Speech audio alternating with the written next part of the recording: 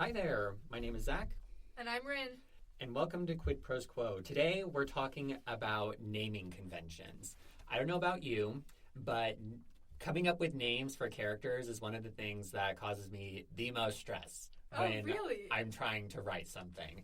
Oftentimes I'll do like a little bracket where I say insert name here and then close the bracket so that when I'm coming back later, I can, do a little control F and find where I have those brackets to then go in later and figure out all of the names because I'm just not super comfortable with pulling names out of thin air. So naming conventions are something that I have used inside of my writing to help me be a little bit more on top of making sure that everybody in my story has a name.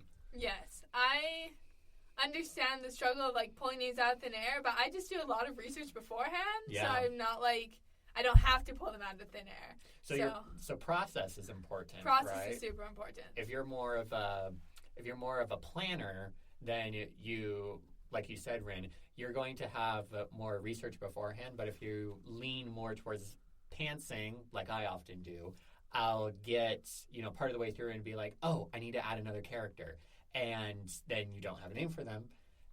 And then you can go to your naming convention in order to figure this out. So let's talk about what a naming convention is. Yeah.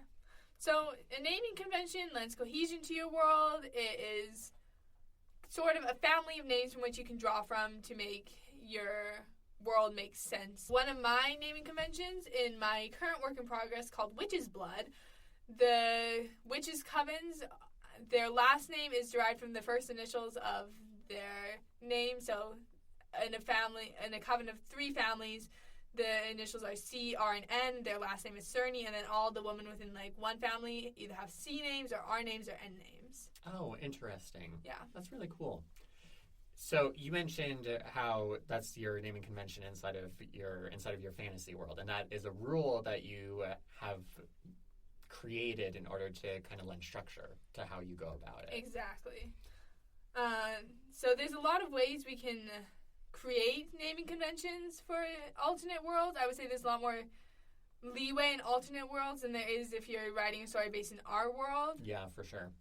It's very genre specific. So if you're looking at a story set inside of our world, you're going to want to stick to names that are reasonable, not necessarily names that people have heard before, but that actually exist out inside of the world.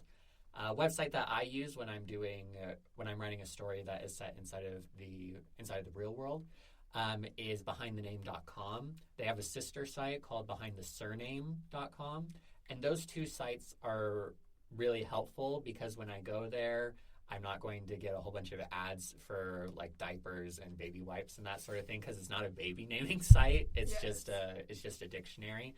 No shade on the baby naming sites. You can use a baby naming site if you need to. But that's one of my go-to resources when I'm looking at real-world names because I have the option of narrowing down the types of cultures I'm looking for. So if I am looking for example, if I'm looking for a Spanish name for my work in progress that centers around Latino characters, then I can go to Behind the Name, I can say I'm looking for Spanish names, and then I can go through and I can look at the names that are popped up and I can filter them according to male or female or neutral, and that gives me a lot of material to work with when I'm deciding, oh, well, I'll name this guy Manuel and this guy I'll name Alejandro, rather than needing to generate that on my own. Exactly. And I think what another perk of Behind the Name is it also has the name's meaning. Yes. So you can add symbolism to your names. So in our world, using Behind the Name or Behind the Surname is a really great way to generate your names. We have some examples of names using names to display character traits. Yeah, so this was something that was a lot more common in the 19th century. So Dickens and sort of his era of writers would use names in order to clue the reader in to some characteristic about the person. This convention, while it is more common when you're looking at more literary fiction and older fiction, it still exists. One of the examples that comes to the top of my head is one of the Star Wars animated series, Rebels, has a character named Hera. And Hera is a mother figure inside of the series. And Hera is the Roman name for... no, it's not. It's the Greek name. Is a Greek goddess who is a goddess of, a family, of childbirth and that sort of thing. So there's kind of that mirroring in between the two of them. Yeah, which shows one way you can pull naming conventions out of real world mythology. That feels like an oxymoron, real world mythology. Yeah. But you can, I have another work in progress, and it's the tagline for it is Greek mythology, dystopian sci-fi. Yeah. So I'm using a lot of Greek stuff and Greek mythology, and so most of my names are being pulled from old Greek gods. Yeah, and so you've come up with another rule that you can use for your naming convention, and that's one of the things that you can do to create your own naming convention is that you can use languages that maybe your readers or viewers aren't as familiar with.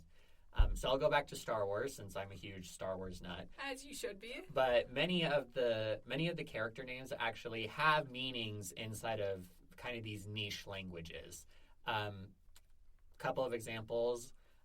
Obi means heart inside of this kind of niche language that I can't name off the top of my head.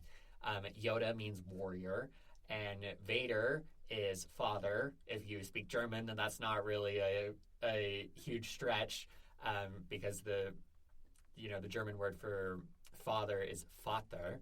So it's just one step over, and you just switch the T to a D, and you get Vader. So you can do that when you're doing your naming convention, where you can say, okay, I'm going to use elements of language from maybe Quechua or Hawaiian, or some of these smaller languages that people aren't as familiar with, but it still gives you that kind of coherence inside of your story. Exactly, and if you're using that language, you can also pull that culture in.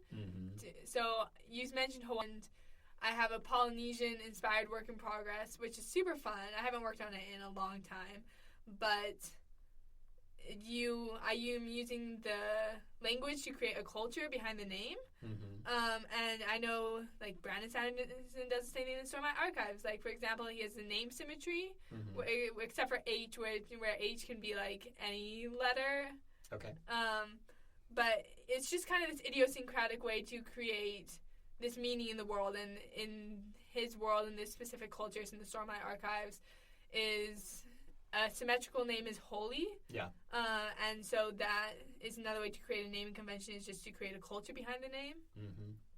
It's funny that you mention symmetry being holy, because there's an entirely, again, I'm going back to Star Wars, but in one of the old Legends books, there's an alien race called the Killiks, and all of their names are palindromes as well, but for a completely different reason.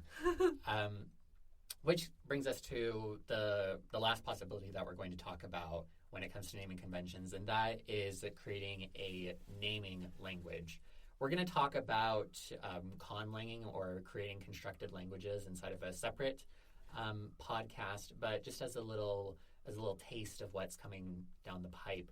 A naming language is like a stripped down version of a full language that has enough rules to be able to construct words and names for places and things and for people.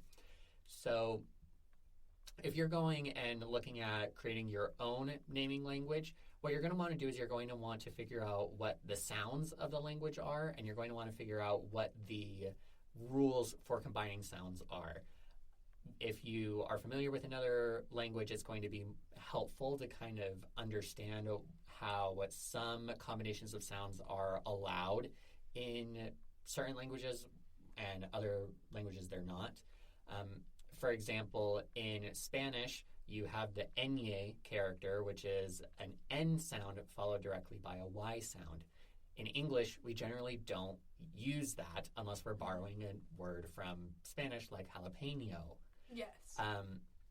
But that is a rule that works inside of Spanish. And so if I were trying to create new Spanish words, I know that I could use those two sounds together. Whereas if I'm trying to create new English words, that wouldn't be allowed.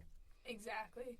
Well, thank you so much for taking the lead on conlanes because I have very little experience with it. I've gone to half of a conlane workshop one time.